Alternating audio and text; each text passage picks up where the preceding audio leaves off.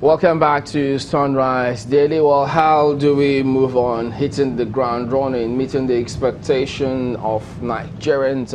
We've got Awal Musa joining us now. He's the Executive Director, CISLAC. He joins us from Abuja. Good morning and thank you for joining us today.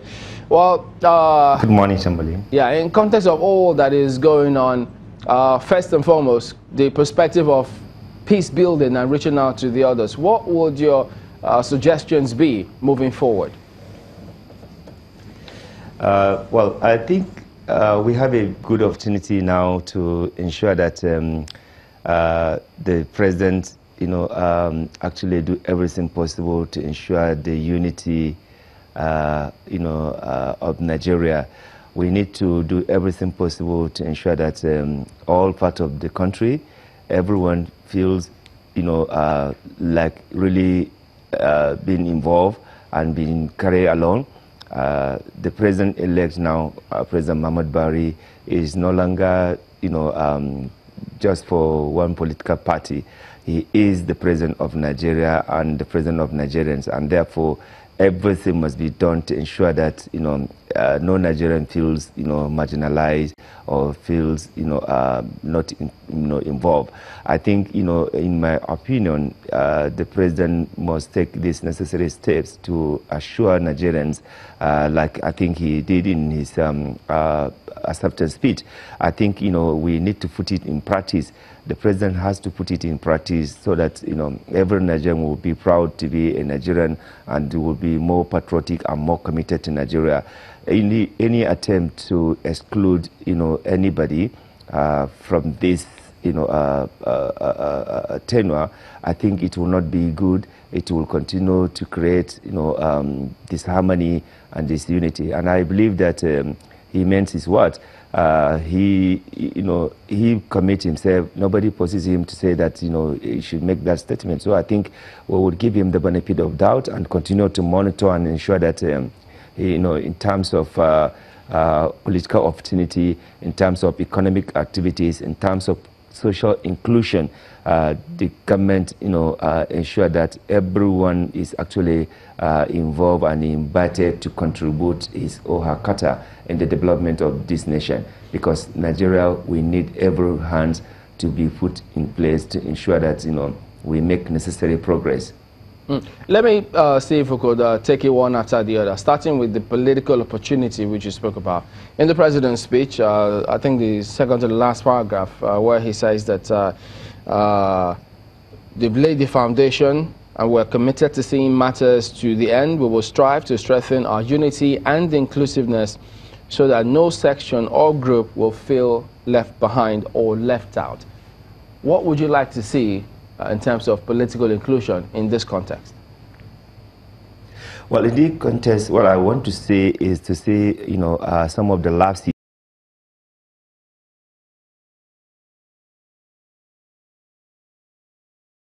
observed, in the first tenure actually addressed. That is to say that, in terms of, board appointment, in terms of government appointment, in terms of even security appointment, every other appointment in this country should actually reflect the national character. A situation whereby some people feel ambushed or marginalized, we should not allow that to repeat. We need to take everyone on board, especially people that merited to be there. They should be, given the opportunity. I think this appointment, should be made as quickly as possible. In the first tenure, too much time was taken, before appointment. I think there are some appointments that did not require National Assembly approval. So the president should step in and ensure that those areas, those appointments, are done as quickly as possible, so that governance can start work in earnest. Because if you look at some of the major appointments that are supposed to be done, we delayed, and it has serious, impact on governance. So I hope that Mr. President will do everything possible humanly to ensure that those gaps noted, in the previous or in the ongoing phase tenure are actually addressed. So we have a lot of parastatals that have not been, put, their heads were not put, and therefore their running were not efficient and effective. I hope that this time around, Mr. President will select competent, qualified Nigerians who are spread across the 6 geopolitical zone to man those institutions, because we need to make sure that those institutions works and govern properly and be accounted for. Secondly, I think it is also important that women, are given the necessary opportunity to also participate and contribute their quota. We should not repeat the mistake we have done.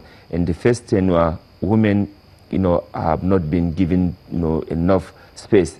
I hope that this time around, women will also be given, that chance. Also, young people. I think young people should also, who have proven, extremely talented capacity, they should also be invited to contribute their quota, because I believe that Nigeria has a lot of potential in young people, and they are scattered all over the world. So they're all over in the country. We should, harness their potential in order to move this country forward. So if Mr. President can look at this appointment, looking at young people, looking at women, looking at other competent and expert, honest, committed, patriotic Nigerians, I believe that some of the lapses observed in the first tenure and the second tenure can be, improved. So I want to see this political appointment done, spread across the country, selecting and taking people with impeccable integrity, with, honesty, with capacity, with also track record, because it's not just about appointing anybody, but it is about actually selecting people that are committed to this country, people that have something to offer, people that have been proven to be people of trustworthy, not looters, not people who will come and stand the government safe, and contributed also in further creating corruption opportunity. The president should not bring in those kind of characters. Is this having on this winner-takes-all strategy that we have in our politics? No, I don't think the president would repeat that, because he had already, stated that the government will be inclusive. I don't see President, Buhari just, only appointing people of his own political party. If I were the president, I would extend my good hands of fellowship to the opposition political parties, especially the leading political parties, who they have actually contested in a very contested environment.